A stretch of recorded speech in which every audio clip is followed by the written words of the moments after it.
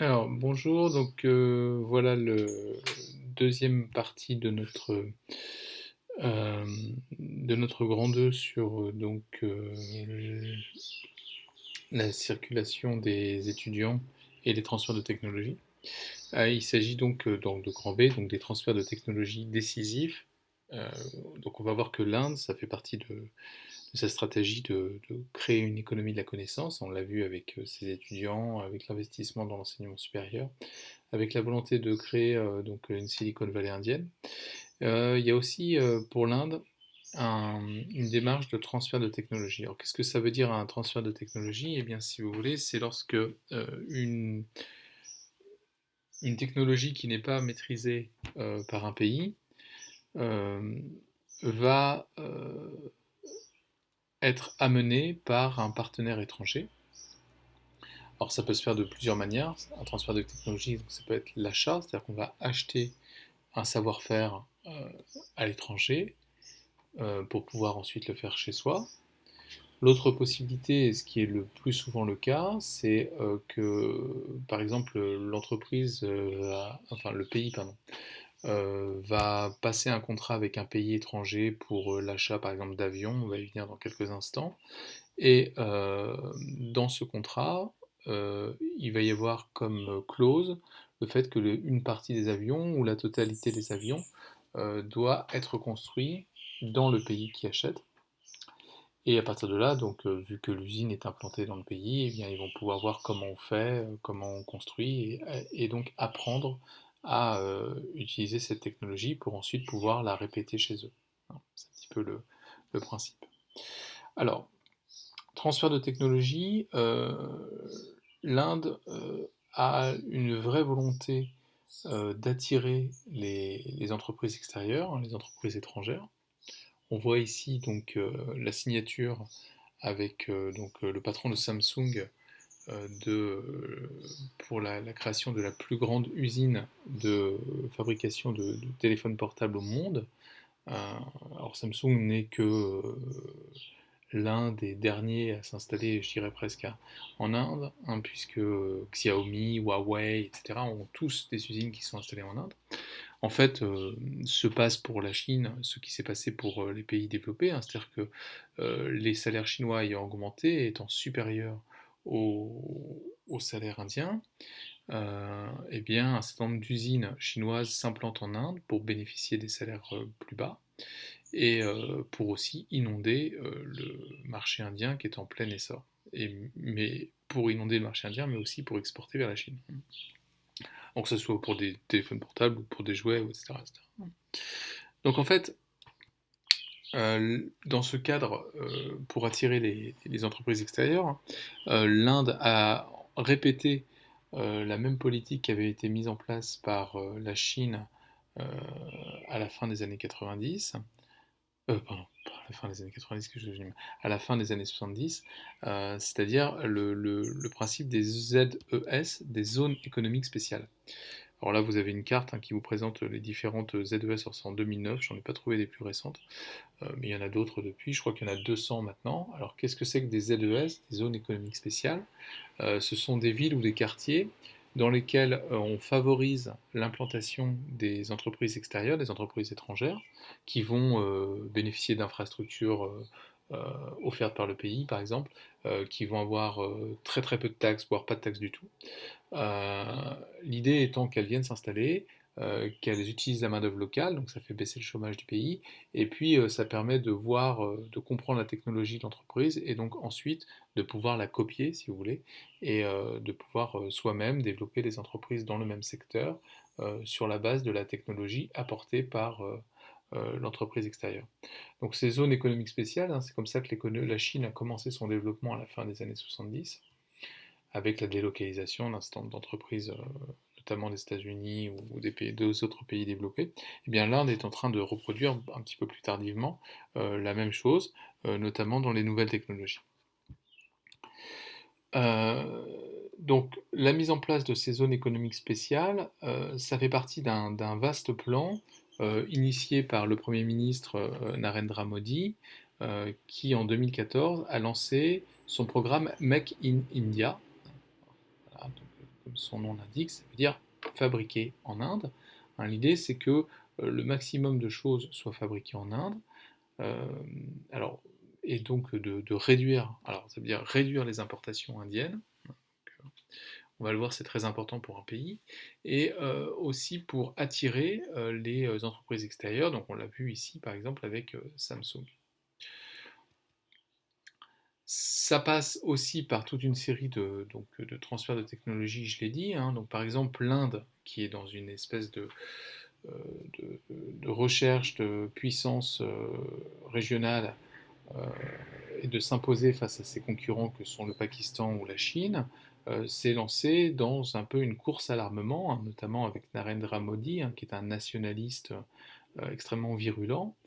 Et Narendra Modi donc, a lancé toute une série d'équipements de son armée, de l'armée de son pays, et c'est passé en partie par l'achat d'avions militaires français, les Rafales, hein, qui sont des avions de chasse français construits par Dassault. Et une partie de ces Rafales, donc il y a eu une première commande qui a eu lieu au milieu des années 2010, 2014 je crois. Et là, pour les dernières négociations sur un nouvel achat de Rafale, eh bien ces Rafales seraient pour partie ou en totalité fabriquées en Inde. C'est-à-dire qu'il y aurait des usines Dassault qui s'implanteraient en Inde pour fabriquer directement des Rafales là-bas, avec peut-être même l'idée pour Dassault d'exporter ces Rafales depuis l'Inde en bénéficiant de salaires plus bas. Donc, en tout cas, les prochains Rafales qui seront achetés par l'Inde seront en partie ou totalité construits en Inde, ce qui permettra à l'Inde en fait euh, de, de, d'acquérir la technologie pour construire des avions de chasse, puisque l'idée de Narendra Modi derrière, c'est de se construire une industrie militaire euh, indienne sans dépendre de l'étranger, on va vite comprendre pourquoi. Et pour Dassault, donc l'intérêt évidemment c'est de vendre des Rafales, c'est un avion de chasse que l'entreprise a eu beaucoup de mal à vendre parce qu'il est extrêmement cher, même s'il est très efficace. Et deuxièmement, éventuellement de bénéficier des coûts plus bas en Inde pour pouvoir exporter ensuite ces avions à moindre coût vers d'autres pays qui pourraient les acheter. Alors, pourquoi c'est intéressant pour l'Inde d'avoir cette transfert de technologie?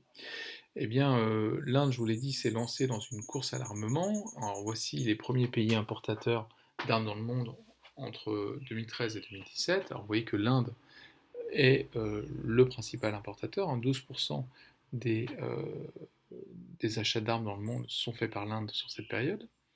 On pourrait penser que c'est la Chine, mais en fait, la Chine importe très peu d'armes du fait qu'elle a déjà un complexe militaro-industriel, hein, elle a des usines d'armement, c'est plutôt un exportateur d'Inde, la Chine, qu'un importateur.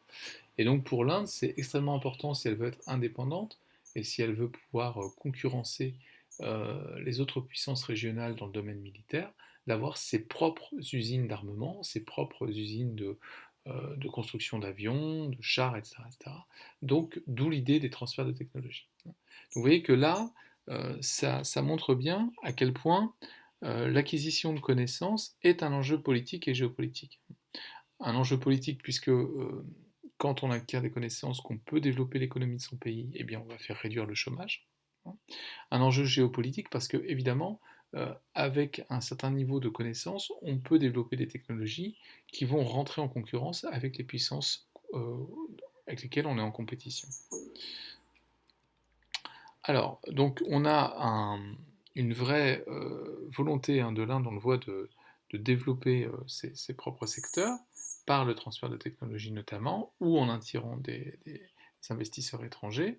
Euh, alors, ça fonctionne, hein, c'est-à-dire que les investissements en Inde sont de plus en plus nombreux. Hein, il fait partie maintenant des 10 pays qui reçoivent le plus d'investissements à l'étranger, donc c'est intéressant.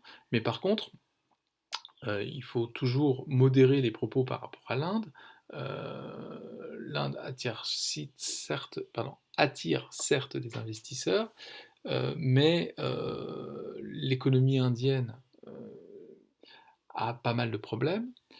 On l'a vu, il y a une masse de pauvreté, hein, donc ça c'est déjà compliqué. Donc cette masse de pauvreté, bah, elle bénéficie assez peu de cette campagne de Make in India, hein, qui correspond plutôt à la classe moyenne.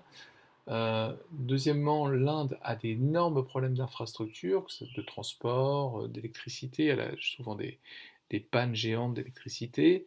Un certain nombre d'investisseurs peuvent être un peu frileux par rapport à ce qui se passe. Les routes sont en très mauvais état. Alors voici une image que j'ai trouvée plutôt amusante, hein. Donc une actrice qui a, pour dénoncer l'état des rues et des routes indiennes, a posé en sirène devant un nid de poule, c'est-à-dire un trou dans la chaussée rempli d'eau. Pour montrer à quel point les routes en Inde sont dans un piteux état. Dernière chose, ce qui peut encore effrayer les investisseurs, c'est que Narendra Modi, alors certes, il est très business compatible, hein, il essaye de séduire les investisseurs étrangers, mais il s'est lancé aussi dans une politique nationaliste hindoue extrêmement virulente, qui a pour cible en particulier les musulmans, hein, n'hésitant pas à tenir des propos d'une violence incroyable sur les musulmans. Donc il y a eu pas mal de violences faites sur la communauté musulmane en Inde. Et ça, évidemment, ces violences, ça peut aussi effrayer les investisseurs s'il y a des tensions intercommunautaires importantes, d'autant plus que dans la région, vous prenez l'Inde, à l'ouest, vous avez le Pakistan, l'un des plus grands pays musulmans, à l'est, vous avez le Bangladesh, qui est aussi un très grand pays musulman, donc il n'y a pas tellement d'intérêt à ce que des tensions intercommunautaires perdurent dans le pays. Voilà, bon, c'était pour rapidement, hein, donc, que vous compreniez le principe. Donc pour conclure sur ces enjeux politiques et géopolitiques, euh, donc je vais conclure principalement là sur la deuxième partie du chapitre. Hein, ça montre donc que pour un pays comme l'Inde, il y a à la fois des enjeux politiques à accroître la connaissance, puisque accroître la connaissance, ça permet donc de faire revenir des étudiants dans le pays, ou en tout cas de former des étudiants à un niveau suffisant pour qu'ils puissent développer des technologies et des entreprises qui sont concurrentielles au niveau international. Donc ça permet de développer le pays, évidemment de réduire la pauvreté ou le chômage, et donc d'être réélu, pour le coup.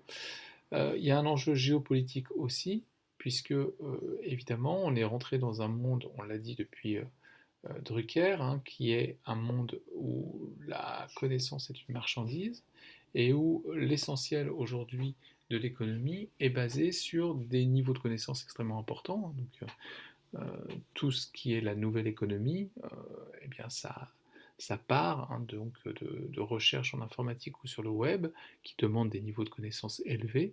Et là, pour tous les pays, il y a évidemment nécessité d'être au niveau le plus élevé pour pouvoir être en compétition avec les autres puissances mondiales. Voilà, je vous remercie et à la semaine prochaine.